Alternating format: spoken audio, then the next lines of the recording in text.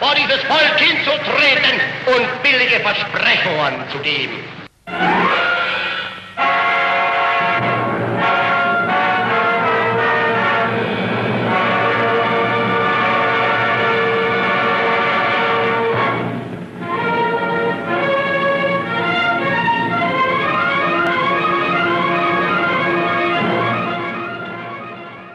Allora, zio Peppe, il sito che parlava di voi è stato chiuso per parecchio tempo per questioni di censure e adesso sta tornando.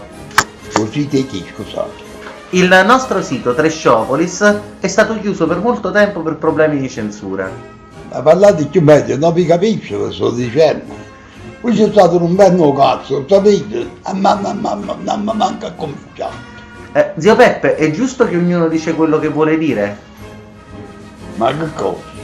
Quello che gli pare, è giusto che uno può parlare o devono far stare zitto? O combattere chi? Zio Peppe, noi volevamo utilizzare questa occasione per farle esprimere un proclama contro la censura. Non lo capisco, guardate, si parla di voi, si vediamo una cosa a fare. Zio Peppe, basta che dite che la censura è una chiavica. Siete tagliato anche voi e chi mi facciate pazienza.